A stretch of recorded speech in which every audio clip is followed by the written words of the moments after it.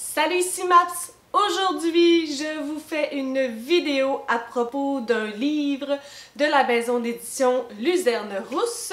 Donc, je vous avais demandé au début du mois de janvier de voter parmi ces 4 livres, lequel devrais-je lire en premier. Donc, vous avez, ma foi, été très convaincant, persuasif à propos d'un livre, et c'est celui-là, Elle, de Janée Deveau. Donc, vous vous êtes tous mis ensemble pour voter massivement pour ce livre-là, et c'est pourquoi je l'ai lu, et c'est pourquoi je vous en parle.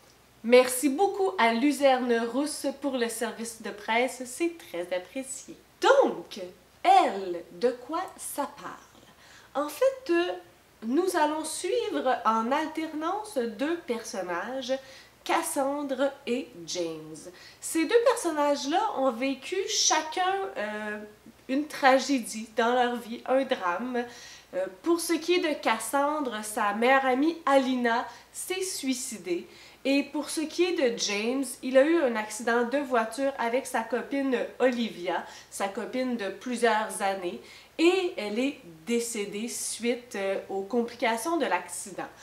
Donc, on a nos 2 personnages qui sont brisés, qui viennent de vivre quelque chose d'assez important avec une grande charge émotive et qui cherchent à se retrouver, qui ne cherchent pas nécessairement d'autre chose que juste être bien intérieurement.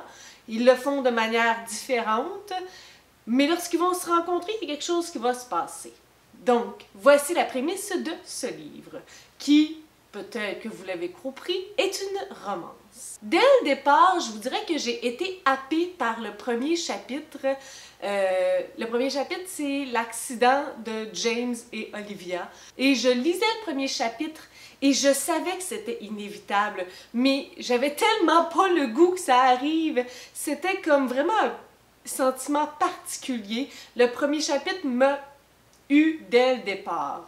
Donc, ça a vraiment bien commencé. Par la suite, il y avait des référents auxquels j'appartiens, si je peux dire ça. Donc, des référents que je comprends, que j'aime. Il y avait, par rapport à Harry Potter, il y avait aussi, je me souviens plus quel personnage qui appelle ses parents ses vieux, puis moi, j'appelle tout le temps mes parents comme ça. Il y avait vraiment plusieurs petits clins d'œil que j'ai appréciés. J'avais quasiment l'impression qu'on avait écrit ce livre pour moi. Et là, on est rentré dans le vif du sujet, dans la rencontre entre Cassandre et James. Donc, la romance entre Cassandre et James, ben, elle commence pas facilement.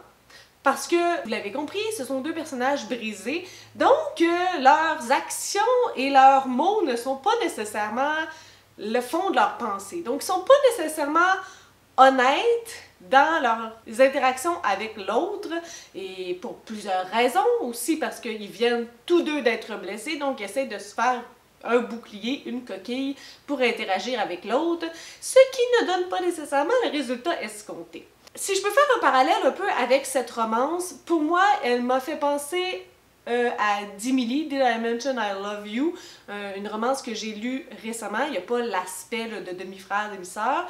Même chose pour Jeu interdit. Une genre de romance comme je t'aime pas, je te veux pas, qui sont pas nécessairement sur le même diapason au même moment.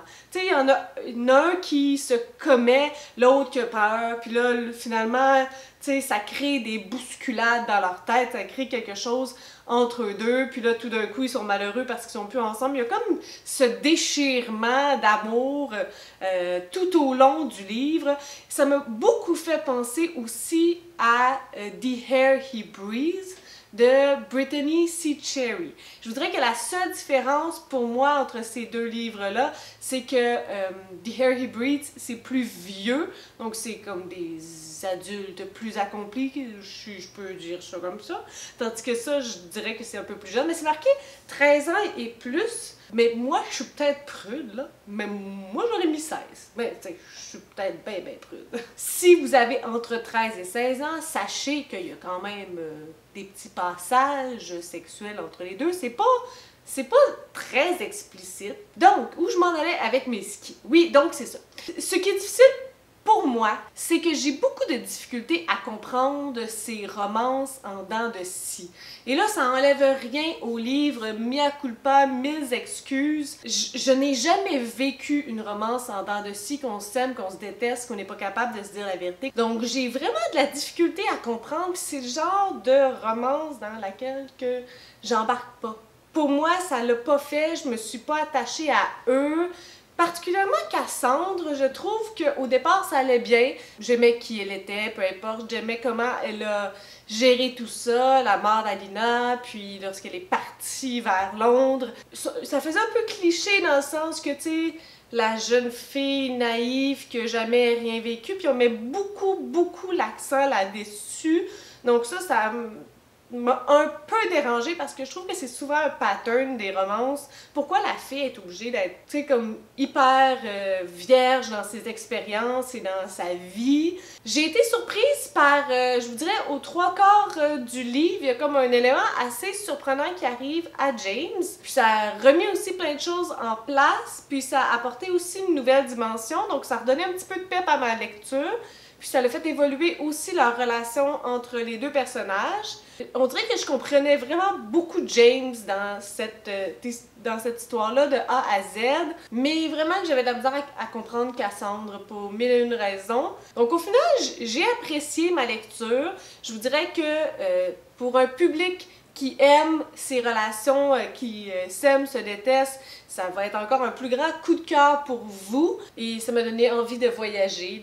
Ça me faisait drôle aussi parce que récemment, on a fait une vidéo en collaboration, signée Daphné et moi, sur une thématique de nouveau départ. Et ce livre-là fonctionne vraiment bien avec notre thématique, particulièrement, ben, des deux côtés, mais particulièrement pour Cassandre, qui laisse sa vie à Montréal pour s'en aller à Londres et en Écosse, un peu comme sur un coup de tête, sans regarder derrière. Donc je trouvais que ça allait vraiment bien avec notre thématique du mois de janvier.